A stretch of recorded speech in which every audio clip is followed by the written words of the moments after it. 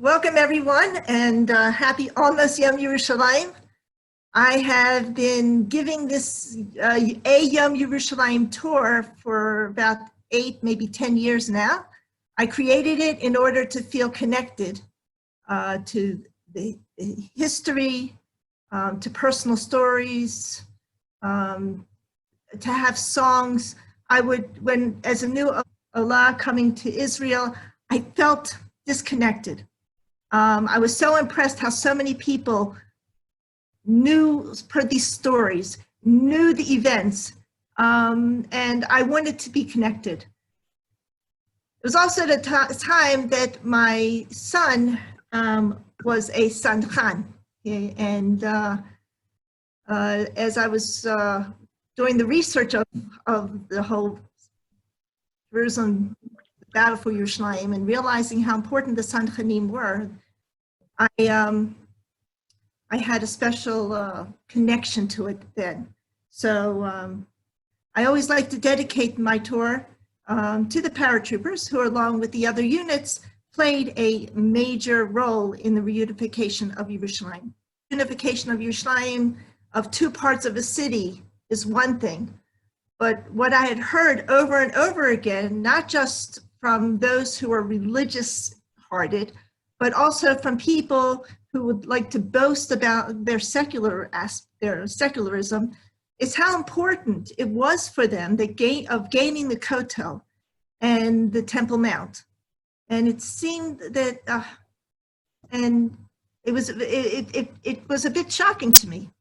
The reunification of the city meant the reunification of the Jewish people with the Western Wall and the Temple and our heritage.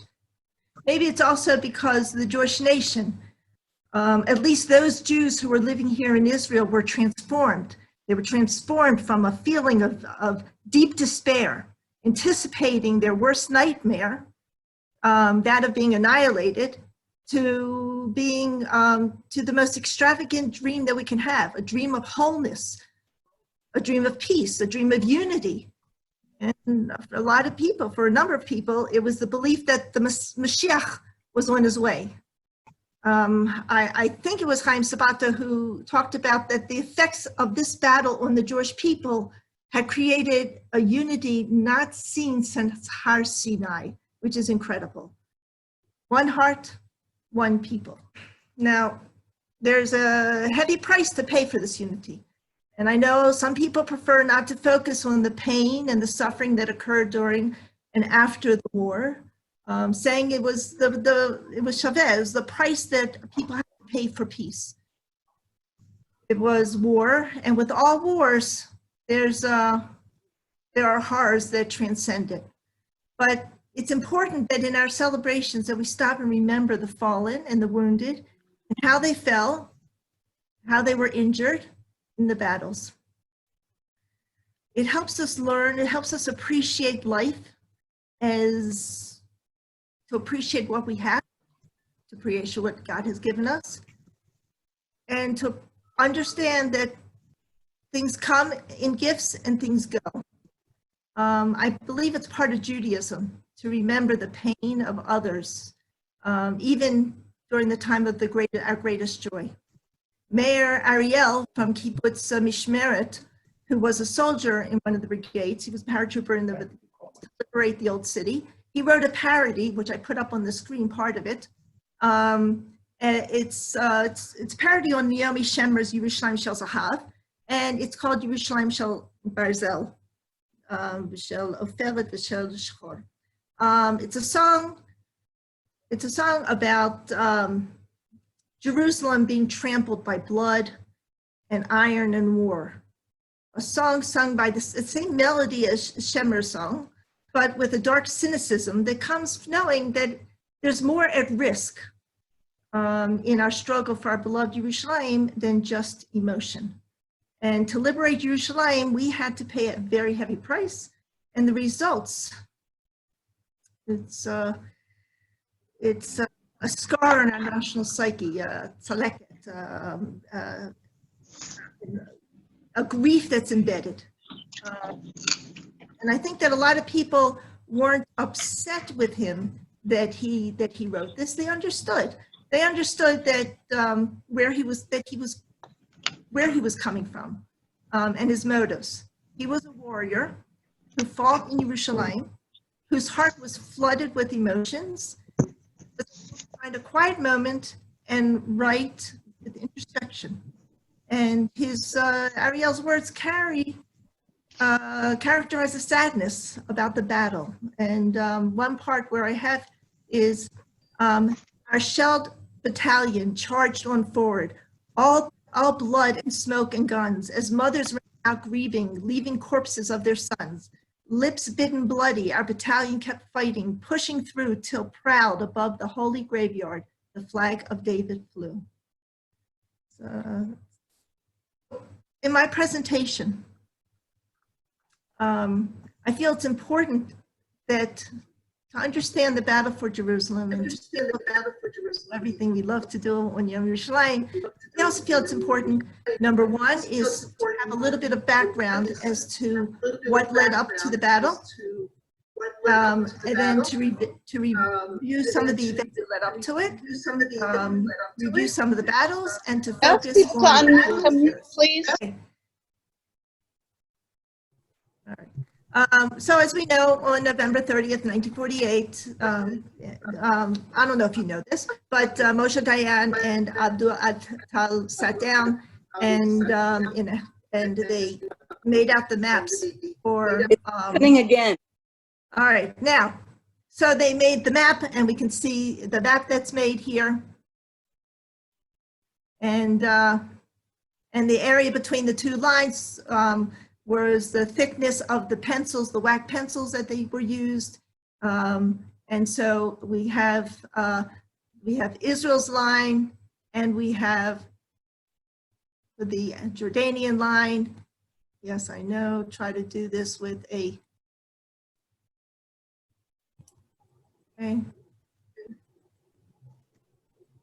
okay, our lines, and of course, no man's land in between. Okay, and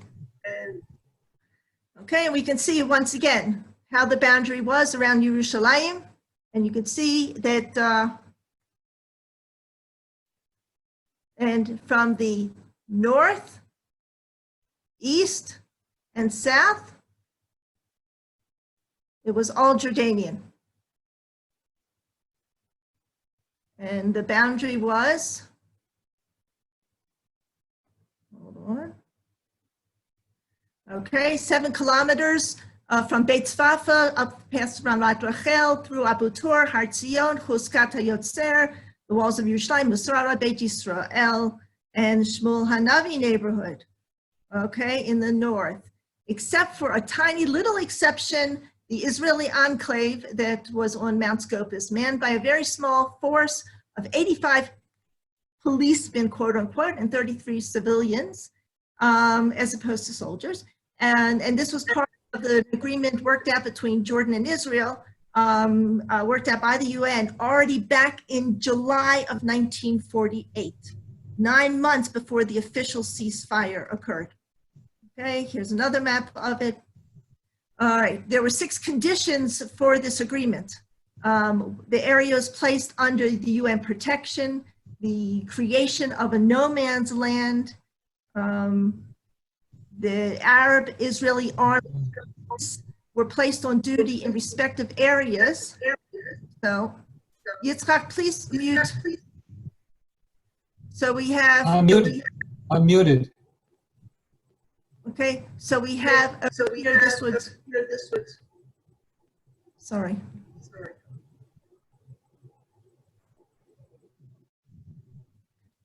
So we have this area right up here is being for the Israeli. This was the no man's land area, and this was Jordanian area, okay?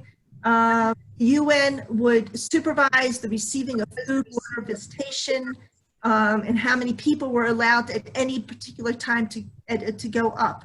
The area cannot be used as a military base or attacked or unlawfully entered. without the UN, okay, at all. If the Arab Legion withdraws from the area, the UN has to be notified in writing. So these are these three areas, basically, 1, 2, 3, were created: Israeli zone, Jordanian zone, and the no man zone. Okay. Okay. So you get to the outpost. A convoy would travel, as we all know about the convoy, that went from Mandelbaum Gate to Sheikh Jarrah neighborhood, and then to there. And it was not even just about a kilometer. We can deduce from the armistice agreement signed in 1949 that this agreement that the Jordanians had signed earlier was not being complied with, okay, because it had to be reiterated again in 49. Both Israel and Jordan understood the strategic value of Har Tzofim, of Mount Scopus, and the conquerors 2,000 years ago understood the importance of it. The Romans understood the importance of it. The Crusaders understood the importance of it. Allenby's Egyptian expeditionary force understood it. How strategic being on Mount Scopus was. But it was also understood that if the supplies and the support cannot access the hill, cannot access Mount Scopus, it becomes a very vulnerable spot. And it was clear to the Israeli military that we had to ensure that if the Jordanians were going to mount an attack, the Israeli forces have to be able to access Mount Scopus. The Jordanians also knew this, and they very quickly closed the door when, but to make sure that the Israeli forces wouldn't be able to get there so easily. Okay, they built 3 fortified posts. The Ammunition Hill one that we're familiar with, El Mudar or Miftar Hill, Givat Miftar, and the French Hill Post. In addition, they had Radar Hill and Tel El Fur in Beit Hanina, which effectively cut off Mount Scopus from Israel, except through the Sheikh Jarrah Pass. A more horrifying scenario was that if Mount Scopus was taken out, then there would be no checks and balances for the people of Israel. Okay, here we have the armored vehicle that would go. They eventually became put on in the museums. You can go and show everyone.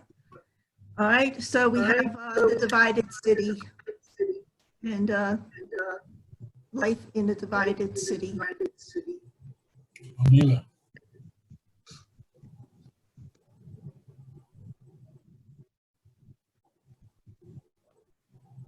And this is at Mandelbaum Gate, and the crossing of Mandelbaum Gate,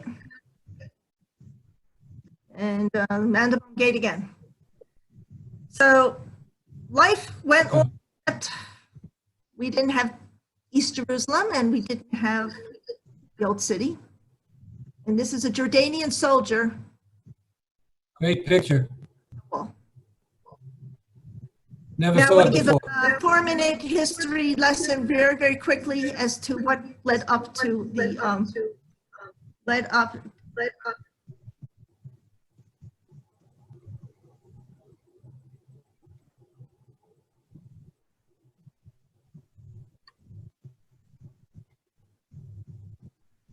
Okay, great. I just checked the chat to see that, realizing that it's all technology that's being questioned.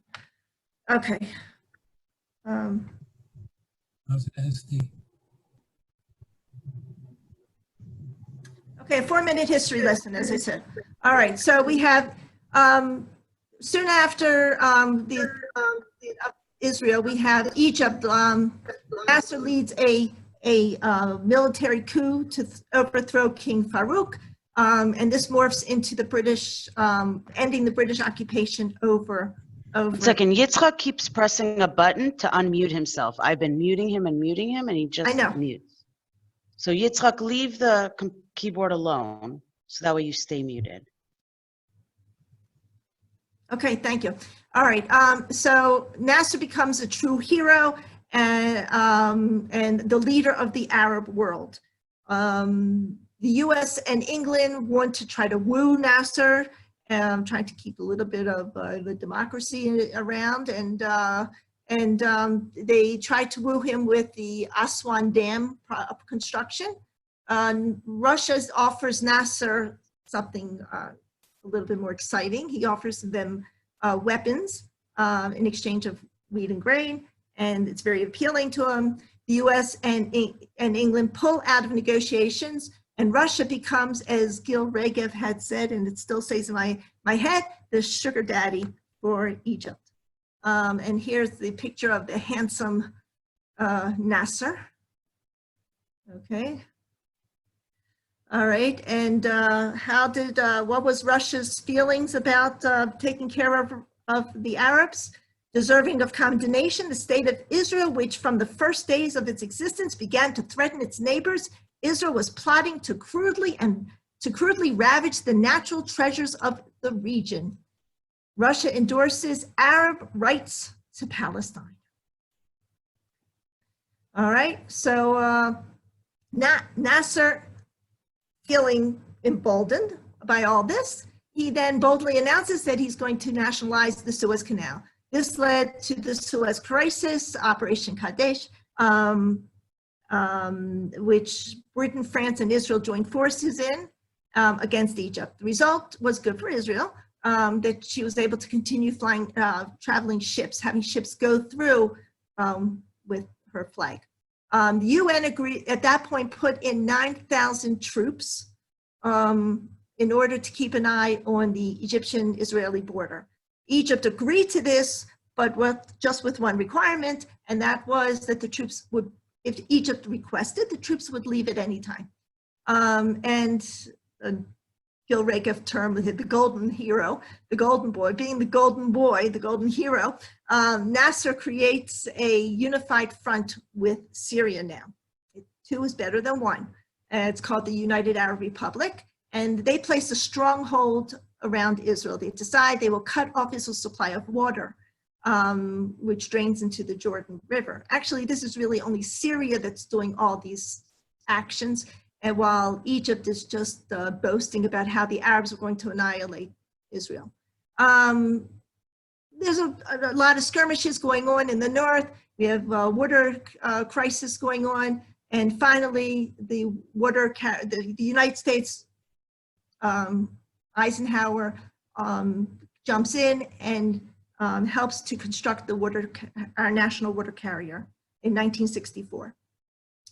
Soon after that, there are part of the Arab League, which had been established way before that, a number of years before that. They get together and they establish what's called the Al-Fatah or the PLO, as I say, guerrilla organization established to attack and terrorize Israel, whose goal is the complete destruction of Israel. And let's see, in 1965, there were 35 terrorist attacks. In 1966, there were 41 terrorist attacks by the PLO. And in 1967, the first 4 months, there were 37 terrorist attacks. Okay, so we can see the list of the names of the Arab nations versus Israel. And a lot of propaganda was going on, a lot of rhetoric in the newspapers, a lot of rhetoric in the Arab newspapers put on Radio Amman and Radio Cairo, as well as in newspapers all over, as well as put art on boards in the cities, in these Arab nations, in their cities. They had a lot of propaganda against Israel. And it's very powerful.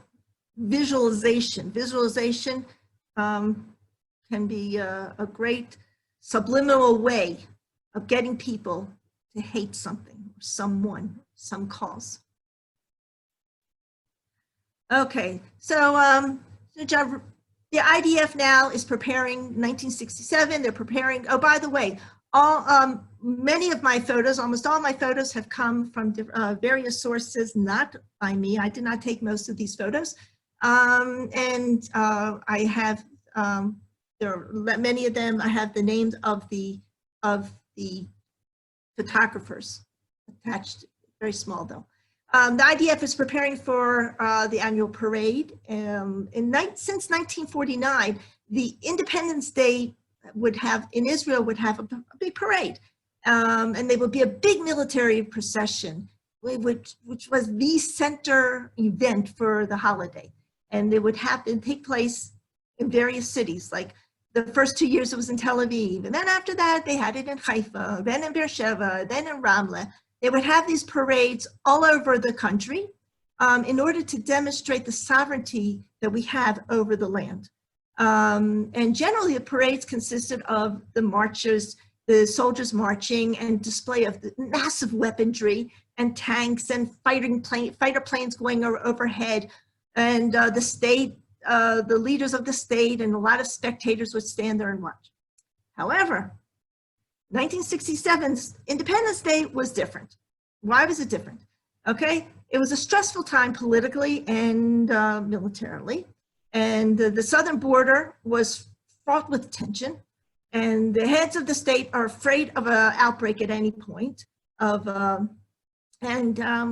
But they still decide that they're going to have the parade. This is the year that the parade is to be in Yerushalayim.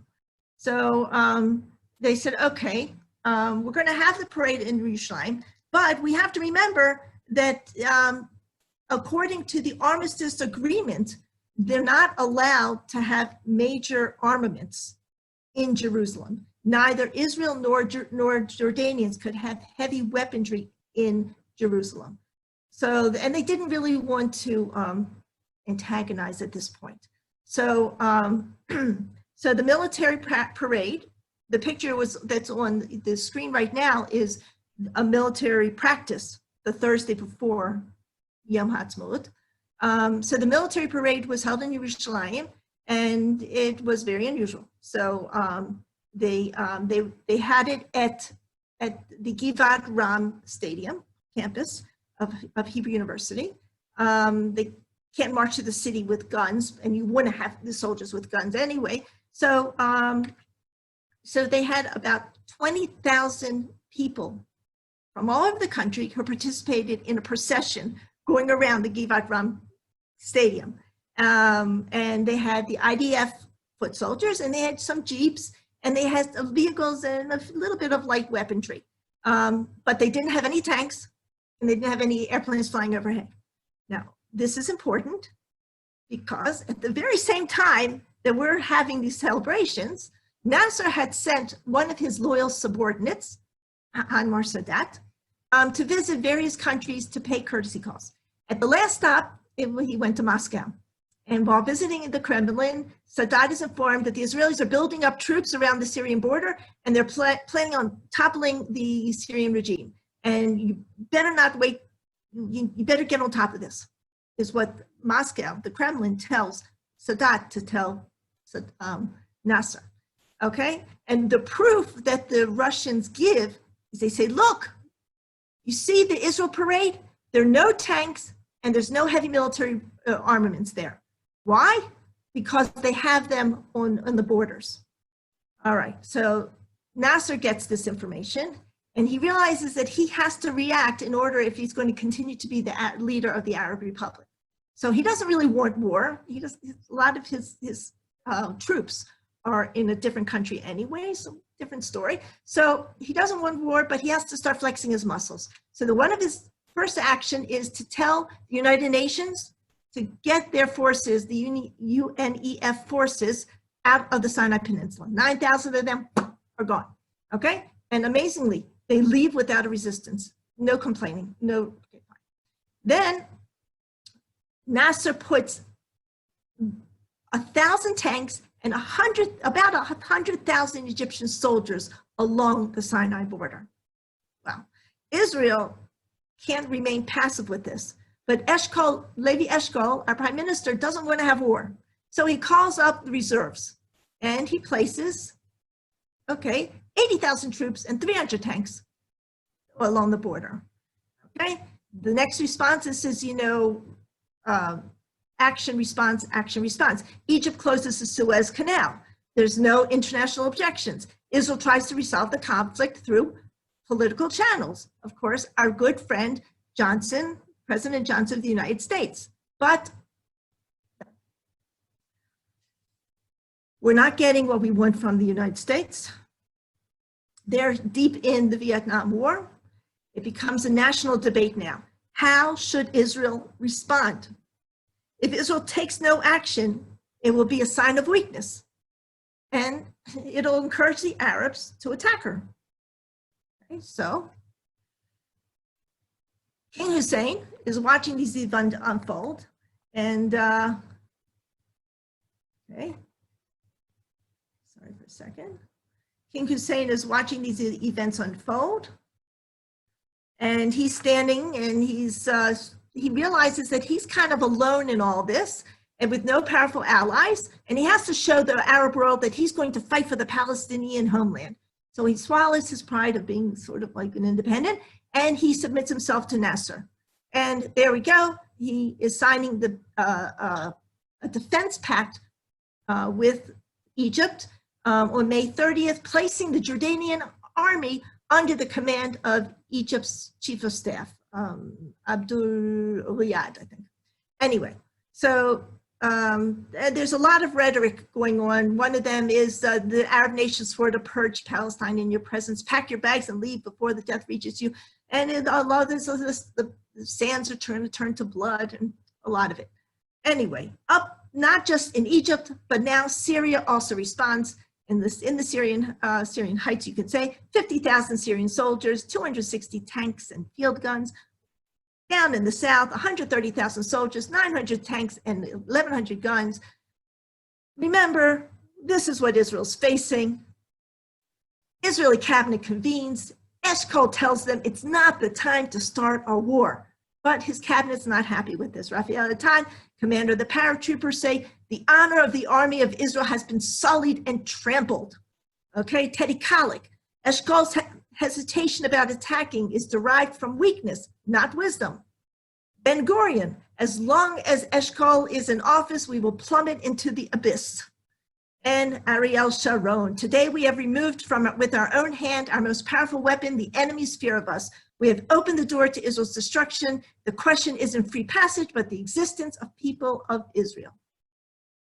During the 3-week waiting period, June 5th, proceeding to the June 5th day when the war started, Levi Eshkol is being perceived as an ineffectual leader who lacked the personal fortitude needed to cope with the grim security challenge posed by the Egyptian president.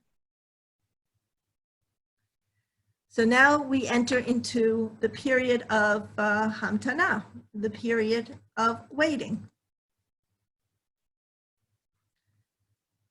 Okay, and people of Israel begin preparing for war. Thousands help in digging trenches, not just older, but kids, and filling sandbags. And the schools are refitted to be bomb shelters, and radar drills are practiced daily. People are lining up to donate blood, emergency blood launches, urgent requests for surgeons is submitted, extra plasma from abroad is requested. Special committees are put in food distribution. Here's a picture of a truck, it's a bread truck actually that went out during the war in order so that people would constantly have the food. The filling of vital jobs was organized. Here's a picture of youth taking care of the mail distribution. It was thought they had to figure out, they were talking about evacuating children to Europe. Over 14,000 hospital beds were readied. Antidotes for poison gas victims were stockpiled, and 10,000 graves were dug. And people were leaving. Foreigners were eager to leave.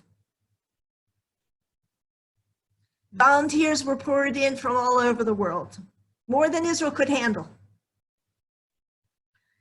Tensions ran high in Israel with the sense of the approaching catastrophe. The question on everyone's lip is, what was the government waiting for? People were anxious, not because the government didn't go to war, but because it appeared to be afraid of war. A unity government is finally formed. Levi Eshkol on June 1st. Levi Eshkol is made prime minister. Yitzhak Rabin is made chief of staff. Moshe Dayan is made defense minister. He, despite his terrible, somewhat difficult behavior, he was brought in to be like an extra calming force for the people, because since the Yom Kippur War, he was deeply loved and respected as a military man. And all of a sudden, the nation's feeling much better. So June 3rd, 1967, many soldiers are sent home to be with their families. June 4th, Israel gets a final message from America: we're not going to help you attack. And Israel has to make that fateful decision to go to war. But they don't want to wait for Egypt to attack. It's always better for you to be taking the initiative to choose when you're going to attack and where you want the attack to take place. So the very next morning, at June 5th, at 7:10 in the morning, the Israeli Air Force was set to take off and to attack the enemy planes, which would be on the ground. So 7:12 a.m., the first and the most critical move, a surprise preemptive attack called Operation Moked, Operation Focus, Mifsa Moked.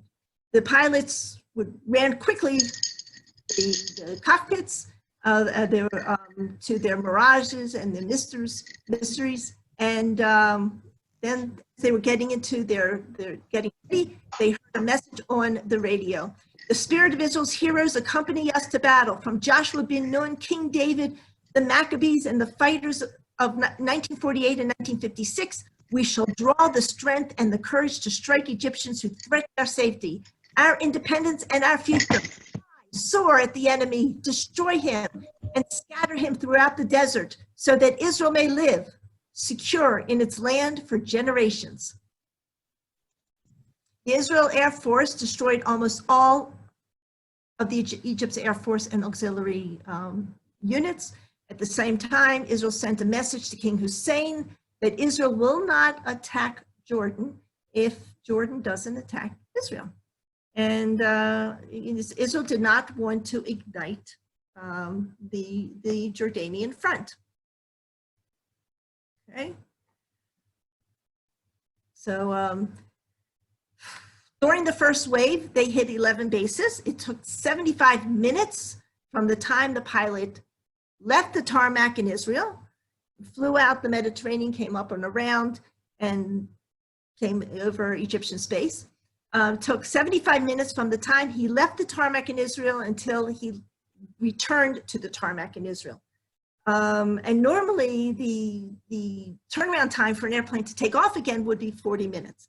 But this was really important. This is like life and death. And so the Israeli pilots averaged a turnaround time of 7 minutes and 45 seconds on this day, which was incredible. Israel had the largest and most modern of all the Arab air forces, consisting of 420 combat aircraft, all of them Soviet built, and with a high quota of top of the line MiG-21, which was capable of hitting Mach 2 speed really fast. Israeli pilots came in under Egyptian radar. They flew very low in order to avoid being seen by the radar, sometimes as low as 15 meters from the ground. And all but 12 of Israel's 200 or so capable jets went into operation on this trip. And they had complete operation radio silence. So one pilot had no idea how successful the operation was going with the others. Egyptian state radio reported that that Egypt had victory. They claimed that the Egyptians had shot down 70 Israeli planes and had been forced, and that Egypt only lost 2 planes. And look, you can't really blame Nasser. He wasn't there, and he's getting reports. And what the reports are saying is that there are a lot of planes leaving Egypt. They didn't see planes going to Egypt, they saw planes leaving Egypt. Why do they see planes leaving Egypt? And not going to Egypt? Because Israel was flying under the radar. So they weren't seen going to Egypt, but coming back, they didn't have to stay under the radar. Okay, so meanwhile, in Israel, while this is happening, the sirens are sounding at 7:55 in the morning. Everyone goes into high alert. The Dead Sea Scrolls are placed in underground bunker, and reservists are called or up on the radio, called up, and Israel sends a message to King Hussein again: don't attack, we won't attack you. Israel cannot afford a battle in Jerusalem. Much of the Central Command ammunitions has already been sent, transferred to the south, which what was left in the Jerusalem area are a few old Sherman tanks, some cannons, some mortar shells. There were only 71 men on active duty guarding Jerusalem on that day.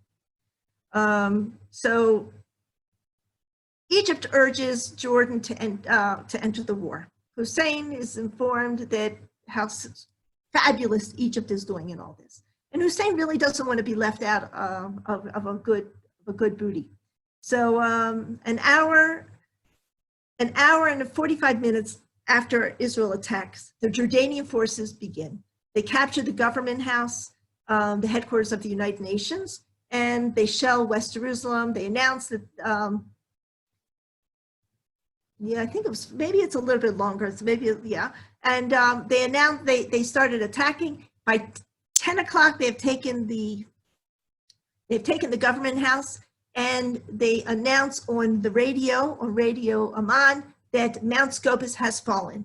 And it's fascinating that they make this announcement even before any of their soldiers head towards Mount Scopus. But this was, it was very clear to Israel what the intentions of the Jordanian was. The intention was that 1 square mile of the demilitarized, of that enclave was the target now of Jordan.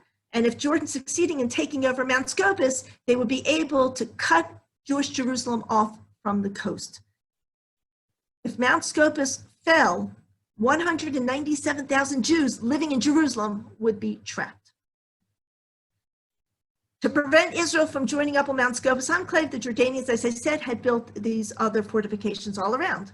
So trying to figure out what to do. But it's more than just that they would be trapped, that the Jews of Yerushalayim, the Jews of Yerushalayim would be trapped.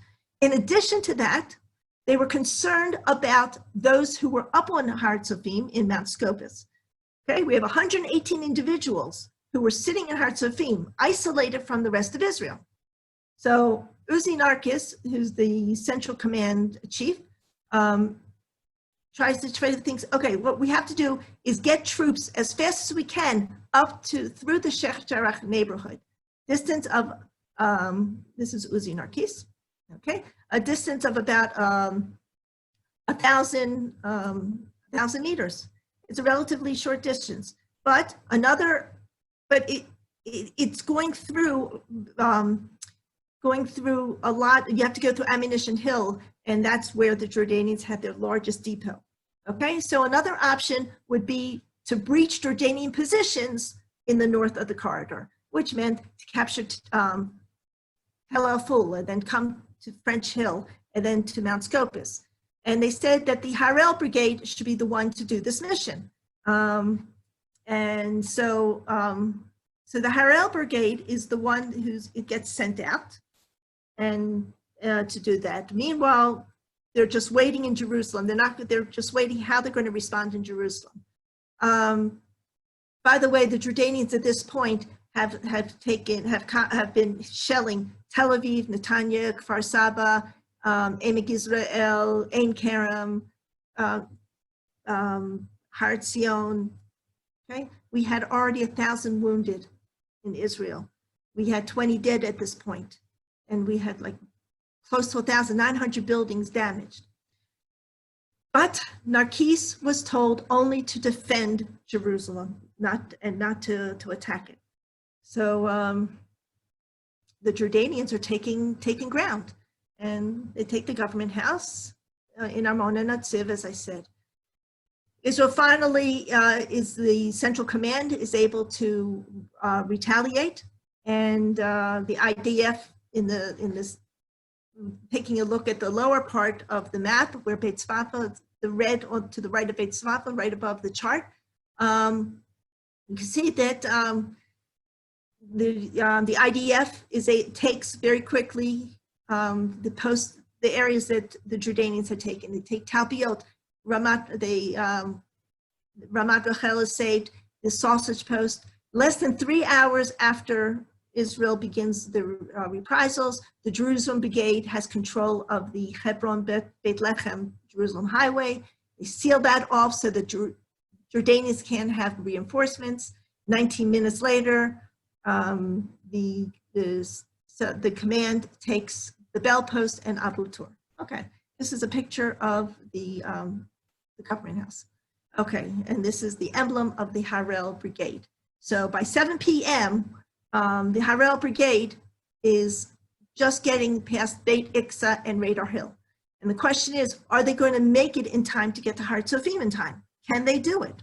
So the Jordanian forces, by the way, are well equipped. There are 45,000 troops, 270 tanks, 200 artillery pieces. They're a long-term service professional army, relatively well equipped and well trained. So it's decided that they're going to send in the paratroopers, okay? The paratroopers are at Tel Nof, and they were originally going to be parachuted into the Sinai, but they're told, no, you're going to go instead to Yerushalayim.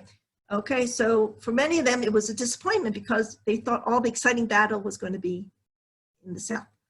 Okay, so with the Harel, we now are the next June 6th, it's 1:30 in the morning. 3 brigades are called into Yerushalayim. You have, of course, the Jerusalem Central Brigade, which has been working towards the southern area, the Harel, which is going on the north, and the brigade 55 of the paratroopers. Okay, for those of you who want to see what divisions are, see that very quickly, how the divisions. Okay, so Mata Gur is the commander of the 55th paratroopers brigade, and he sends Gedud 66 first, and then the others. While they're traveling from Tel Nof to Yerushalayim, a lot of them are sitting and writing notes to their parents and girlfriends and whatever. Mata Gur was told to have the paratroopers break through the municipal lines and make a quick thrust up to Mount Scopus and prepare to enter the old city. Okay, so what did they have to do? So here is the Pagi neighborhood, and this is an acronym for Workers Union Community. And so what they had to do is they had to break through the border, and then they had to get to the cadet school, which is where the UN today is sitting. Then they had to go past through Ammunition Hill. And then they would go on to other areas. Okay, so see what happens. Okay, and as you can see, I don't know if you can see so well, it's not even a kilometer distance between Ammunition Hill and Mount Scopus. So the paratroopers are assigned to attack, excuse me, assigned to attack Ammunition Hill. They didn't have time, ample time to prepare. Normally you would make a wet model, they say, and you see the whole layout here, but they didn't have time for that.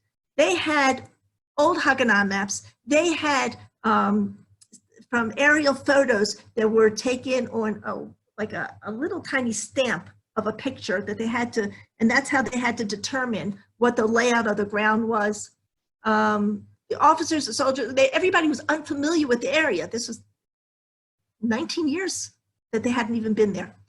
And they didn't know how accurate any of their information really was. So question was, wait, maybe instead of attacking at night when it's dark and you can really get confused, why don't we wait until the day? So at least you have the light. But they decided it's better for them to attack. So at 2 o'clock in the morning, it's decided, okay? And here I have a map that's put out by Ammunition Hill.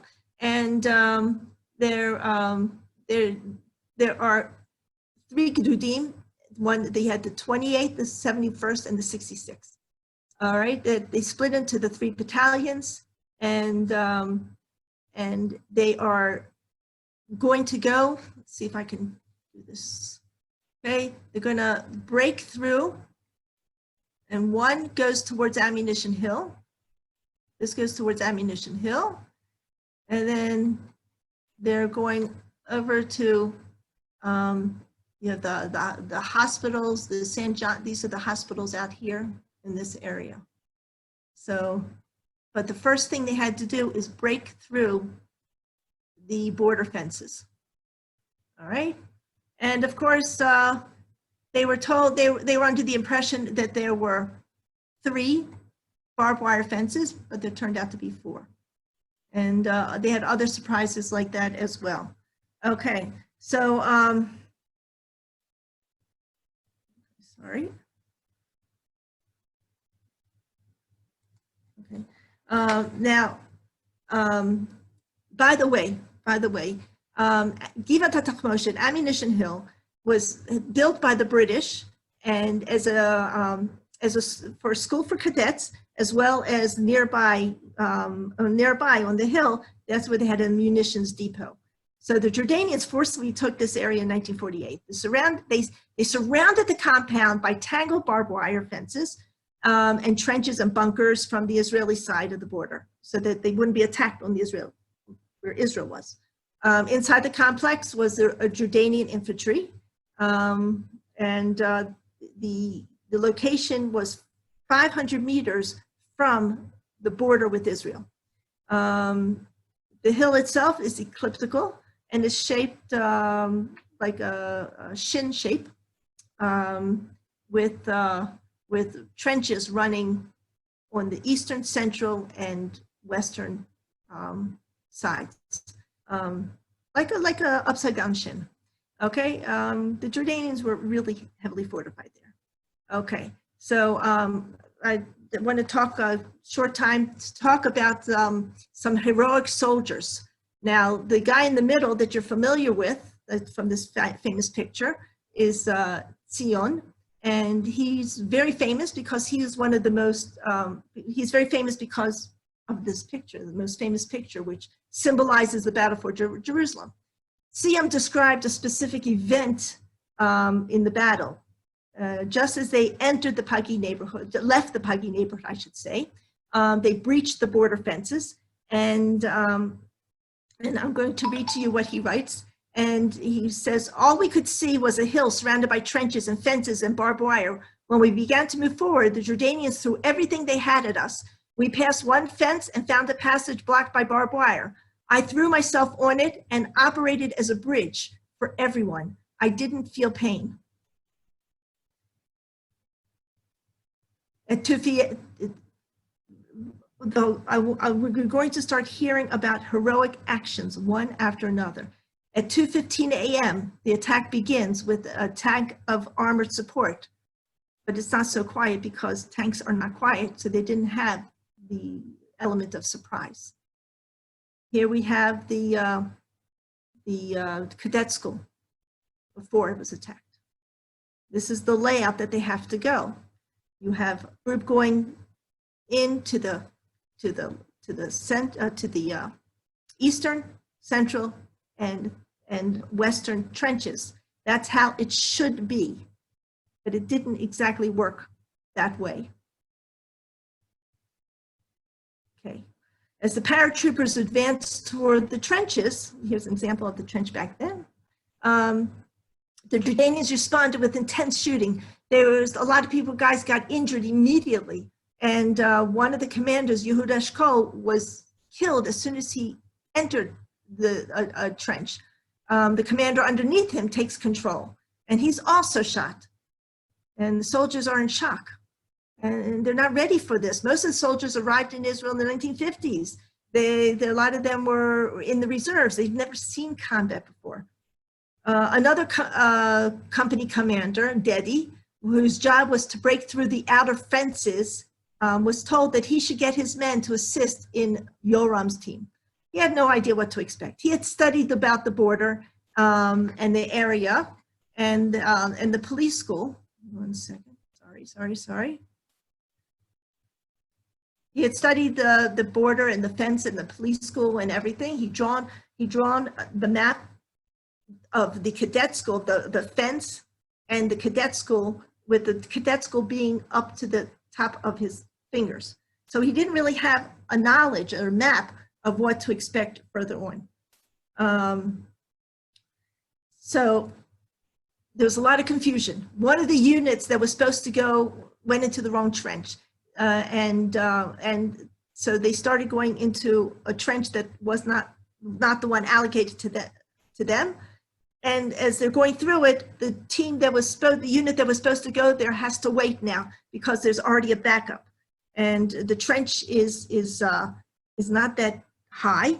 So the guys are standing there and they're waiting to go into the trenches, and they're being shot at. They become perfect targets for the Jordanians. In this darkness, you don't see well. When a grenade gets thrown, you're really not sure exactly where it's going to land.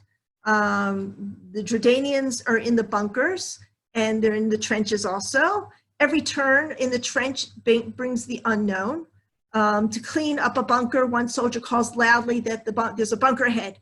Then he throws a grenade. There's a chance that the same grenade might be, at the same time, a grenade could be thrown back at him. So if it explodes at their feet, you're going to get wounded.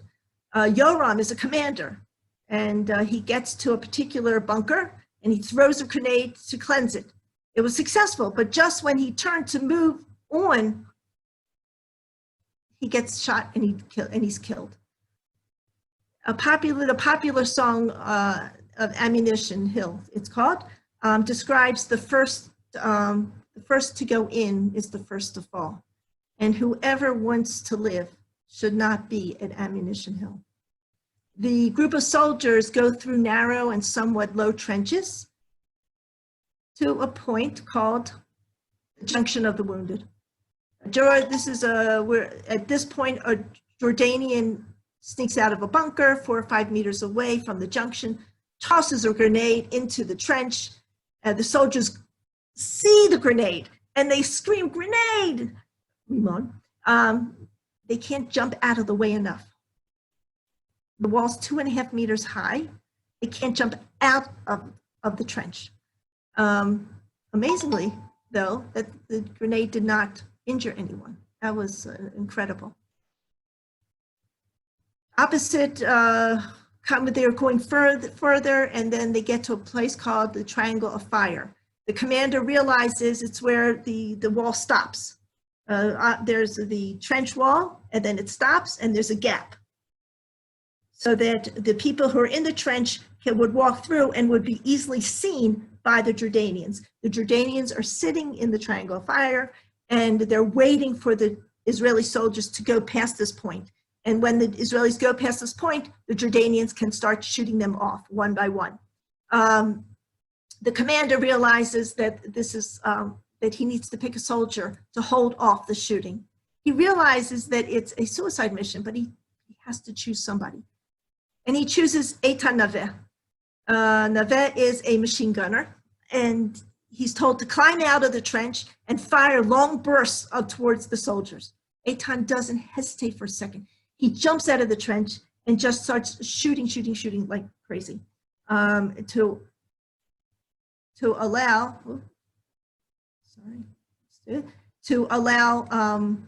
the guys to get past. The Jordanians, of course, turn all of their firepower onto Eitan, and he is shot and killed. Another soldier quickly gets up and takes his place. He's not debating whether he'll get killed or not and whatever. He just gets up. It's all for the sake of Yerushalayim. Incredible. Let's take a moment to consider what's going on. We have soldiers. How are they dealing with this battle? It's dark. They're scared. A soldier runs. He gets hit. He falls. A second soldier is behind him. He gets wounded too. The guy behind him, what is he supposed to do? He's going to try to jump over them. Of course, it would be great if you have a minute to pick the guys up and over your heads, send them back so that they can be taken care of and treated. But you don't always have time. You're running out of ammunition, or maybe your gun has jammed. What do you do? All this is going through the soldiers' heads at this time. A buildup in the trenches. Guys are hurt. They're crying out in pain. The sound of bullets is whizzing by their ears. They're unsure who's still alive. How many of them are still alive? The Jordanians understood the psyche, what's going on with the Israeli soldiers. And they were throwing grenades at them. They're shooting at them all the time. You're in a trench, a grenade is thrown at you. It's deafening sound. You can't hear anything for a few minutes afterwards, a few seconds, I don't know for how long, I have no idea. Okay, but all I know, it's a deafening sound. You're lucky that you're still alive. Who gets out to stop the Jordanians? This time it was Eitan. Next time it'll be somebody else. There were 16 medals of valor given out posthumously alone. There are all sorts of heroes. Some of them lie down on fences to allow the others to cross over. Some hold off dozens of enemy fighters. Yigal Arad was such a hero. Yigal Arad was an immigrant, a medic. He came to Israel alone from Poland, leaving his mom and sister behind. He spoke with a very heavy accent. After army training, he settled in Haifa, got married, had a family. Then the war broke out, and he was called into to his paratrooper unit as a medic. Okay, he was one of 3 medics at Givat HaTachmoshet, and he's equipped with a backpack full of medical equipment and supplies and an Uzi, of course. And at the time of the battle, he was told to stay on the side of the company commander. But it didn't last long at all. All right. He's soon called to the front. An officer is down. So Yigal goes to the trenches and he sees that there's a backup. He can't get to the front of the trench. So he doesn't even think. And he runs above the trench and he runs to where the soldiers are down, and he jumps down into the trench there. At that time, there was in another area, there were 8 soldiers in desperate need of medical treatment. He turns and he's going back and forth all these places. He doesn't realize what's going on. And it turns out that he's the only medic left. The other 2 are not able to fulfill their jobs. So he took extra the bags from the other 2 medics, and he's going around doing whatever he can to help. At one point, he meets up with a group of soldiers that they're about to take a Jordanian bunker. And the commander is saying, okay, we're going to shoot, we're going to do this, and Yigal gets ready, and he lifts up his Uzi, he's ready to shoot, and the commander basically jumps at him and knocks the gun out of him. And he says, what are you doing? Don't you understand? You're our only medic left. You have to stay alive to help us stay alive. And it was shocking if you think about it. Everybody has a tough key to do. Everybody has a job to do. And yeah, people had to keep that in mind, that their job was as important as the next guy's. He still did what he needed to do. He helped people, schlepped supplies, whatever he could do. There was one story I had heard about a medic that had run out of supplies, and if you got it right, and guy was bleeding out of his neck, and he had no supplies, so he found a flat stone, put it there, ripped off clothes, and tied it and patched him like that. You do what you have to do. Yigal went around providing the care, giving encouragement, even lighting cigarettes, whatever had to do. At the end of the battle, he claimed, he said, he had written down that he had counted only 7 soldiers who could get up and walk normally. He counted 26 dead and dozens wounded. Unfortunately, Yigal fell in battle in the Yom Kippur War. Yuki Heinovitz tells his story. We arrived at 10 at night. We were shown aerial photos. It was so small. Okay, we can't see. How can you see so much with all that? And we were told, watch out for trenches. For half an hour, there were tanks and guns and fire, and they were all focused towards the building where the Jordanian cadet school was. But in the end, the place was empty because the Jordanians had heard the noise and had fled to Ammunition Hill. So he talks about during the night, his battalion was hiding out in a building, and the building was made of concrete and it could handle sniper fire. And they're just waiting around for the divisions to remove the mines so they can go in. Because the Handasa, the engineering department or whatever, had to make way for 400 soldiers to cross through. So he's waiting, and he's with his group, and they're just waiting there. And he said, it's quiet. Nothing's going on in our group. I was really thinking that I would never have to even shoot once. And so he's kind of like, okay, this isn't going to be such a big battle. He himself considers himself a Rosh Katan. Just tell me what you want me to do and I'll do it. He stays at the back of the line. He's not eager to be a leader or anything like that. So his battalion was being led by Yoram Eliashiv. He was very calm and cautious, and he ordered that you only shoot once you've identified your target. And so, okay, so Yuki's going around thinking, that's it.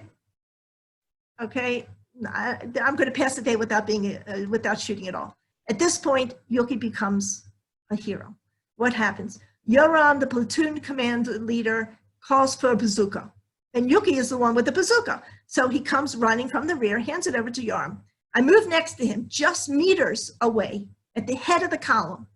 All of a sudden, he was shot by Jordanian fire. We shouted, he's hurt, he's hurt. Okay, I'm reading his thing. We shouted, he's hurt, hurt. And then it became clear that we were used to being behind Yoram. He was our safety. Now we were without him. I was so afraid the Jordanians would come out from all sides, identify us, and shoot us. Others tell me I started to shout, follow me, but I don't remember. Okay, so what happens? So Yuki led the group, later saying that he was sure that he would get shot down at any moment.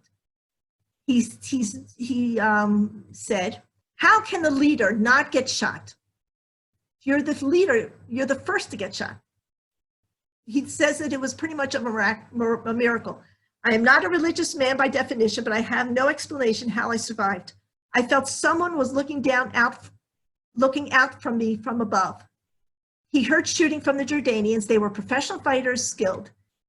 He himself, like he said, he shot twice just to get himself out of a daze. And then he realized that he had to save bullets, so he only shot when necessary. He didn't have a map. He didn't know where he was going, but he was led by intuition alone. He says, follow me. And they're going, and he gets to a bunker, and they call out the password, and nobody responds. There's a bunker in front of him. He doesn't know if there's Israelis are in it or if the Jordanians are in it. He needs ammunition. He doesn't have very much ammunition. So he goes to the bunker and he throws the grenade in, cleanses it normally, and then he goes to look for bullets and ammunition. Inside, he finds a machine gun, Jordanian machine gun, but it didn't work. Why? Because the Jordanians were professionals. They took out the springs to make sure that they couldn't be used by the enemy. Okay, so then he sees 2 Jordanians lying on the ground, and look, they appear dead, and he sees that they have their weapons near them. So he's approaching them to get their weapons. As soon as he does, he sees one of them is moving towards him, turning the gun, and immediately Yuki fires at him and quiets the guy. All of a sudden, grenades are being thrown at him from deeper inside the bunker, and so he runs out, and he realizes that it was a double bunker, one inside another one. It's dubbed the large bunker. and it's with concrete reinforcements. So another soldier comes, and they're trying to instruct what to do, and they can't hear each other because all this noise is going on. So they decide he has to be checked out. He has to check to get to the bunker. So also he needs ammunition. So he's about to go in closer, and as soon as he does, there's a Jordanian that comes towards him, and the Jordanian starts shooting at him, fortunately misses, and Yoki jumps out of the way and then was able to shoot back and killed the soldier. Others come and they're trying to figure out how to get it, and they realize that this is a major bunker, and in order to take it, it's 1 meter wide and 2.5 meters deep, something like that. And they said, okay, what we're going to do, we need special equipment. And why isn't that shoots? Okay. And that way, this is, by the way, this is Yoram Eliashiv, who they said he was our safety. That was their commanders. And the great bunker. And so Ofer Feniger was had the mortar launcher, and they brought him in, and he says, you have to use the mortar launcher in order to, this is the last bunker that's being held by the Jordanians. Basically, in order to fire it, you have to hold on to it, from what I understood. And so it was a suicide mission. And Ofer was the last IDF soldier to die in this battle. This marked the end of the Battle of Ammunition Hill. So with Yuki, even though he thought he was a Rosh Katan, he ended up being a leader because of his calmness in leadership. 24 paratroopers and another fell in Ammunition Hill. Another 12 were killed just around it. The battle lasted 4.5 hours. On the morning of June 6th, 4.5 hours on the morning of June 6th, there were 40 fortified positions on this hill, and every point was covered by enemy fire. The Jordanians were heavily entrenched because they were so close to Mount Scopus. 71 Jordanians were killed. So many more on both sides were wounded. The Jordanians were buried next to a building. Here you can see a sign marking it. After the war, the common grave was opened and the bodies were returned to Jordan. And this wasn't publicized at all. It was only after Yitzhak Rabin had made a comment about it, after I had made Aliyah, which was in 1991, that it became popularized. Okay, so now the forces have to go out, and they're going to be attacking inside to get to. Some are heading towards Mount Scopus, some are heading towards the Ambassador Hotel, and this would be on the street. This is when I do a walking tour. We go up Derech Shechem. This is the Ambassador Hotel. Okay, the American colony. All these areas were major areas of battles. Okay, as the Legionnaires realized that Israel was intent on going through, the Jordanians were shooting down heavy concentrations all over. I want to tell you a story about Shlomo Epstein, who was a company command, Shlomo Epstein was a medic, and he was with the group going through this area I was just showing you, and a lot of times when the mortars would come, the soldiers would run for protection, shelter, run for shelter wherever they could find it. They would even they'd see a window and then bash open a window if they had to and jump inside in order to protect themselves from the mortars that were flying.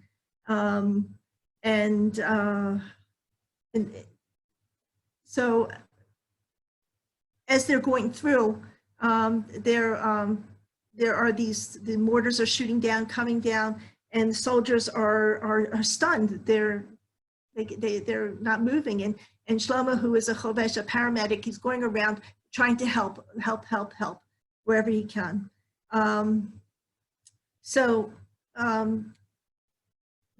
Before I tell you the story, I just want to tell you that, first of all, his nickname was not, his name was Shlomo, but he was called Moi Moi. And second of all, prior to the war, he was asked by a friend of his if he'd like to go, I think, to Congo or somewhere to help grow orchards or something like that. And he was seriously considering to do this. So that's just an aside for part of it later. So, okay, so he's, there's a story that there's running and there's a mortar that falls and there's a fellow by the name of Hagoel, Yosef Hagoel. And Yosef is with the paramedics, and the mortar goes and he finds that his legs are all twisted and he can't move and is screaming and he's in pain. And his friends are calling out to him, don't you hear the whistle? There's another, the mortars make a very high whistling sound. Don't you hear the whistling? Move out of the way, move out of the way.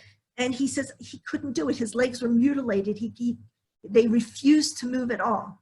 And then all of a sudden, someone comes, picks him up and moves him to a wall and says, "Yeah, beseder, don't worry, I got you. You're going to be okay."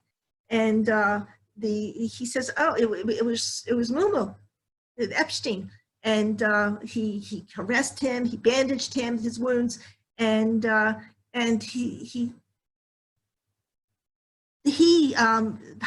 says, "You don't stay here, you're going to get hurt." But he said all the time he was saying it, he said, "Please don't go, please don't go, please don't go. I really don't want to die." And Shlomo Epstein stayed by his side the entire time.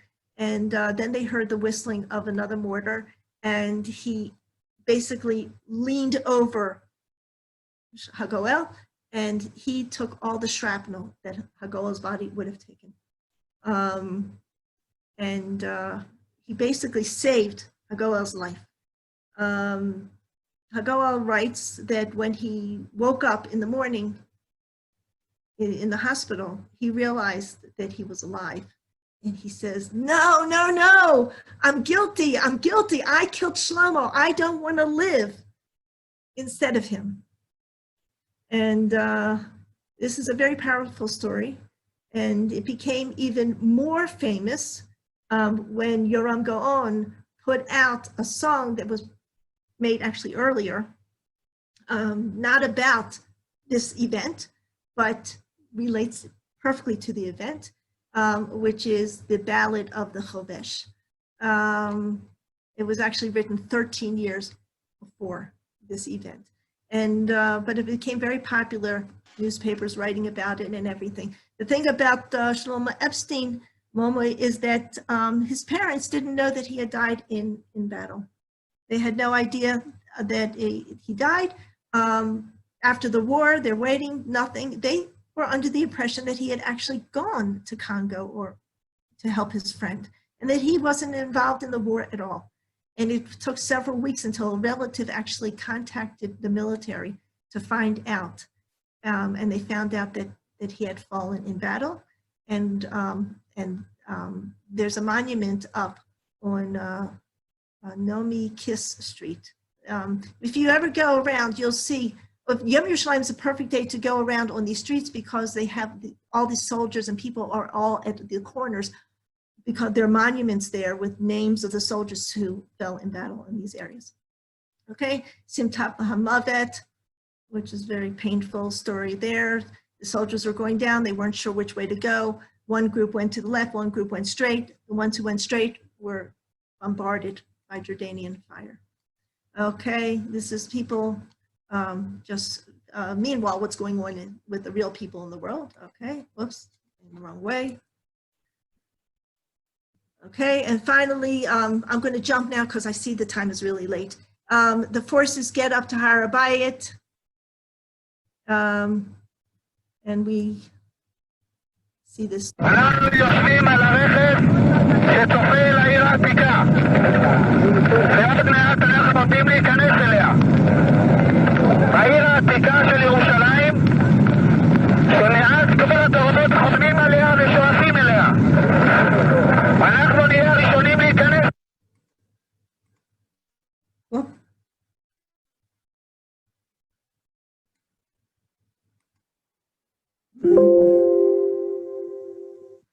Don't think I wanted to do that. Hold on. All right, well, let's try that again. Hold on, guys. Sorry about that.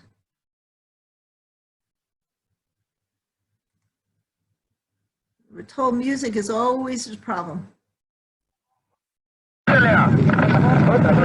הטנקים של איתן מתקדמים משמאל וייכנסו לשער האריות. לנוע אל השער. משדר הסיום יהיה על הרחבה למעלה. עד כאן לבוא. הר הבית והבינו, כאן תלמיד, הר הבית והבינו. לראות שאת כמעט לכל הכבוד. חדר, כל הכוחות חדר. אני יורד ברגע זה אני יורד במדרגות אל הכותל. אינני אדם דתי, מעולם לא הייתי, אבל זהו הכותל ואני נוגע באבני הכותל המערבי.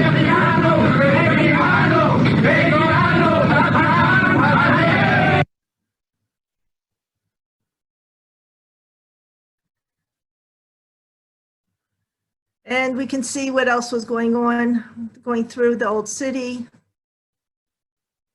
and putting up the flag up on Migdal David. The thrill when the people heard that Jerusalem had been liberated.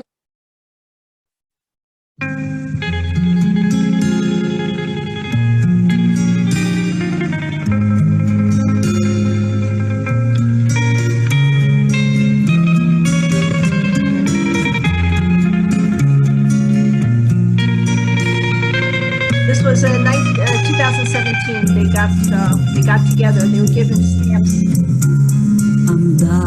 Okay, we have our leaders coming in to Lionsgate. Okay, Diane, Rabin, Narkis. Okay.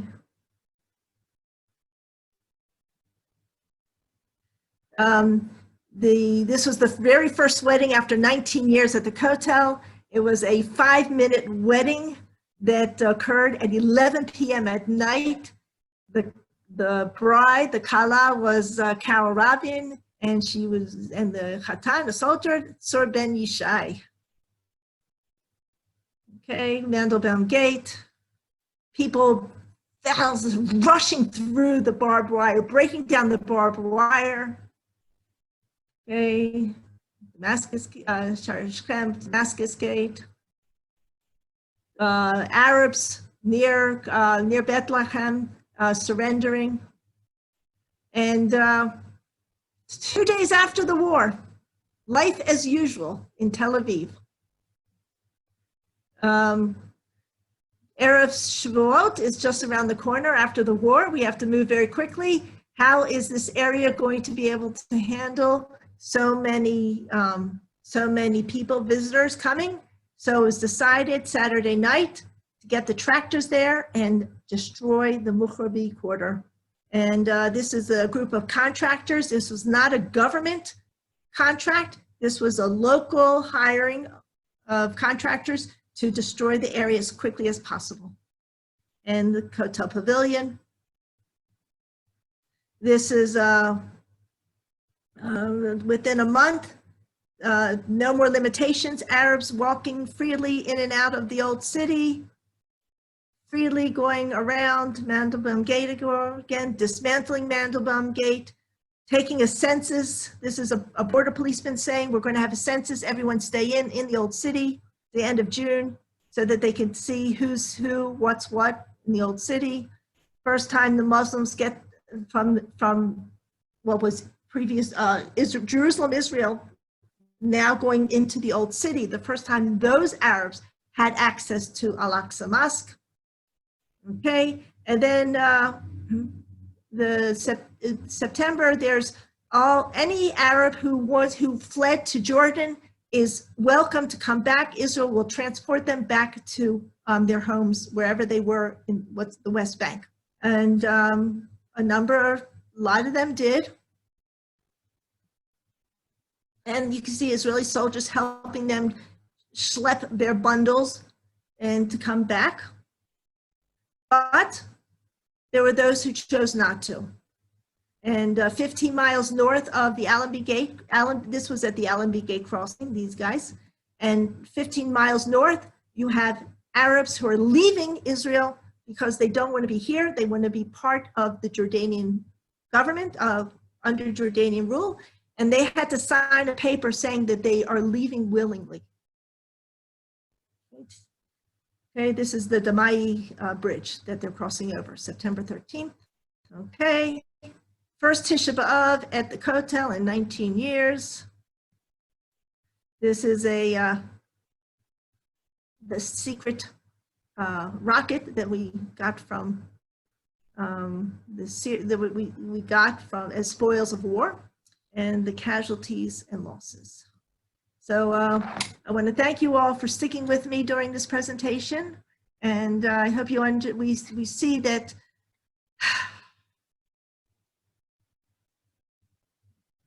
having Yerushalayim, having experienced it, we can appreciate it so much more knowing how much pain and suffering went into having it, I think.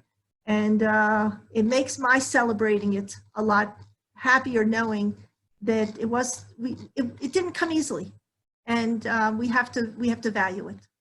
So I want to thank you all for being with me. Any questions, comments, thoughts? Judy, I have a question on something you said a few minutes ago. Can you hear me? I hear you. Okay, I didn't catch it. You showed a picture of, I think, of Arabs, local Arabs coming back into the old city, and you said they weren't able to beforehand? No, they weren't. Right? No, the local Arabs were able to. Yeah. No, wait. Local Arabs. Wait, those Arabs who ran away were invited to come back. No. And you That I know. But about going back to the Al-Aqsa Temple Mount area, you said something. Yeah, they were able to go. I have the date. It's on the picture. I have to blow up the picture better. They were able to go to Al-Aqsa. I think it was by the end of June. All Arabs there was no limitations on where you travel. Everyone can travel. So this was the first time those Arabs were able to go to Al-Aqsa Mosque because they were living in Israel. Arabs? That's when you say the Israeli Arabs. The Israeli Arabs. They had not been able to go there beforehand as Israeli Arabs. Ah, okay, that makes sense. They were Israeli citizens. No, I didn't get it. Okay, that's it. Thank you. Okay, thanks for clarifying. Judy, at the beginning of your lecture, you mentioned some secret weapon. I didn't understand what that was. Ah, that's the Durandal. What is that? Okay, so that was a little rocket, a little bomb, 180-pound bomb coming from the plane, and it would be dropped down, and it would have a parachute on it. And it would go down, down, down, until it got really close to its target. Then it would had a booster to it. When it gets, the booster would shoot it down really hard into the ground, and it made a 5-meter hole in the ground. And this was used on the tarmac to make big holes in the air so that the planes couldn't take off. Thank you. So, okay, any other thoughts, questions? So definitely, if you have an opportunity, I suggest, at least on Yom Yerushalayim, to visit the eastern side of Jerusalem. Judy, thank you. That was amazing. My dad was there the first Shavuot in 1967, going to the Kotel. he wanted to go to the Kotel that day, and they didn't let them, and they were by Mandelbaum Gate, and he went to go, and his friend who was in the military pulled up, and they went to Keval Achel for the first time. And he was able to go because he was in a military vehicle. So, That's good. That's good. I can't imagine what it must have been like here. And of course, I say to my tourists, I have no idea what I would have done if I was living, and I'm sure we all ask the same question. If we were living here during the War of Independence, how would we have acted? Would we have jumped in to fight, or would we have been or more passive? The same thing during the 6-Day War. I don't know. So. If I can just share one memory. I lived in Toronto at the time. I wasn't here and I was a kid. And I remember that what happened, the embassy, the Israeli embassy made an announcement to please stop coming and register for volunteering because they had so many. And I also heard from a neighbor of mine who was an Israeli that she was old enough and she went to register. And they told her, no, we're not taking you. Because if God forbid things don't go well, we can ask Israelis to come and help. We cannot ask Canadians. So we're keeping you for the end in case we need you. That's how desperate and how insecure we were. I mean, the fear at the time, people don't understand how people honestly thought that the Holocaust was coming. And just the fact that they would not take Israelis but keep them in reserve is so telling. Right.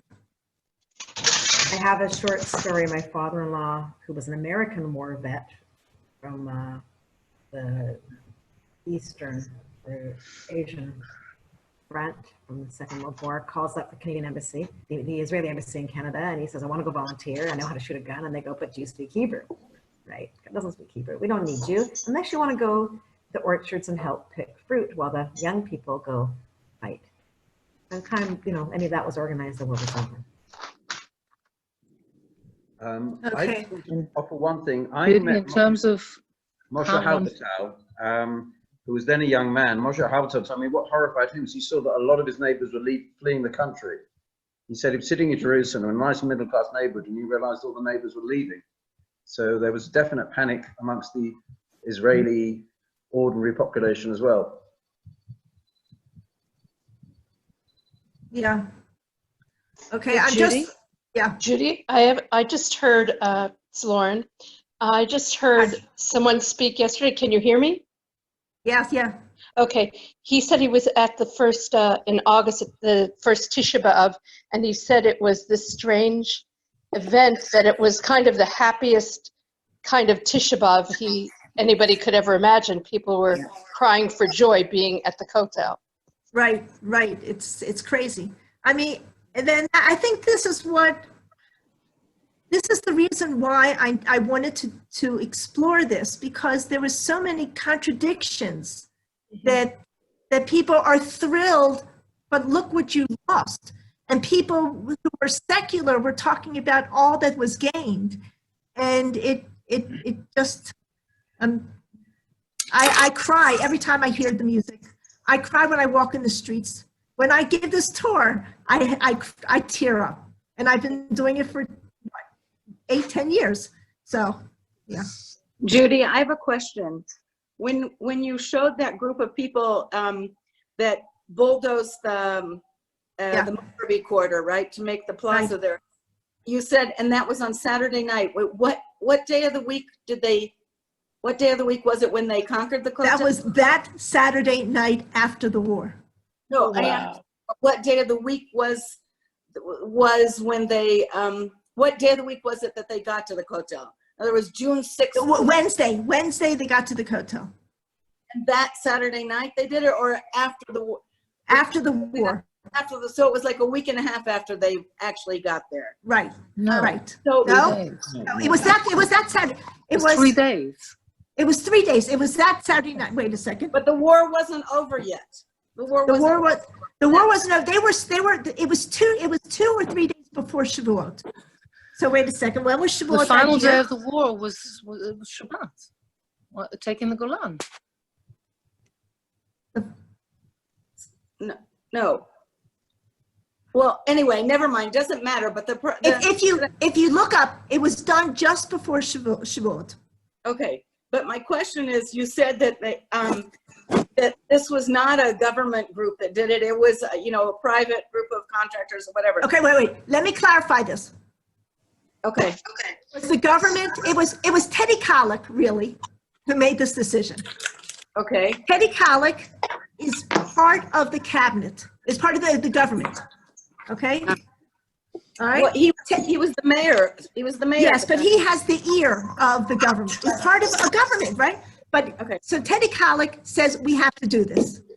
And everybody says you can't have thousands of people going to the Mukhari quarter because it's dilapidated. It's already falling apart. The Jordanians had already removed a lot of people. There were not many people living in the Mukhari quarter anymore anyway.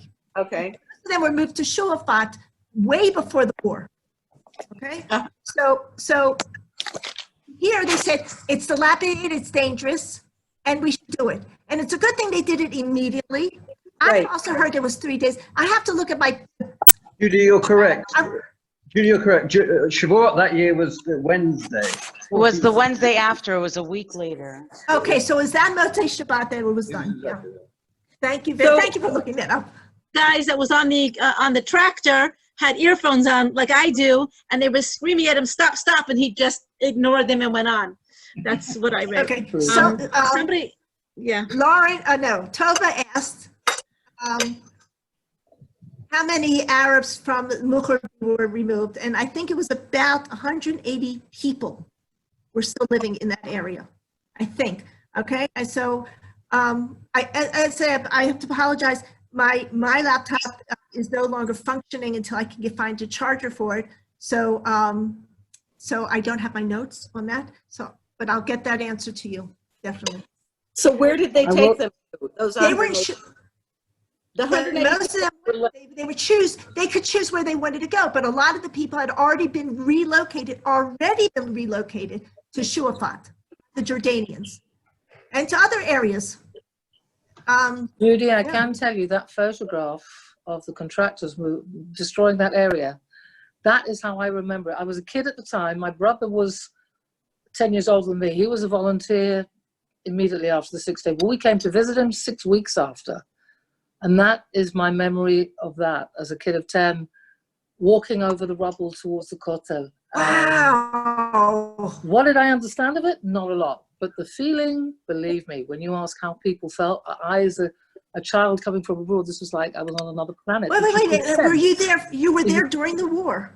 No. A few weeks after, we came to visit my brother. And just that, the energy, the euphoria, as you said, you understood later on as you become an adult how the feelings of this is it, Gula, Mashiach Higia. That was something that I will never forget. Yeah, Jackie, even as a child. Yeah. Jackie, So- you said you were there 6 weeks later, but there was still rubble in front. In other words, it wasn't Mhm. clear to Oh, the plaza. long They didn't before it pave. was all They didn't pave smooth right and- away. They didn't pave it for quite a while. I want to go back to a photo. This photo, that's the Kotel area. Wait, what? To it, you really have to go through a maze to get to it. Nachon? And it's understood that, like Zion, who is one of the 3 famous soldiers, he talked about they had no idea where they were going. And they got to somewhere, and he's standing there, and he says to, there's a female there, whatever. And he says to her, where are we? She says, this is the Western Wall. And he's like totally confused about it. She hands him an envelope, a postcard, and she said, write something to your parents.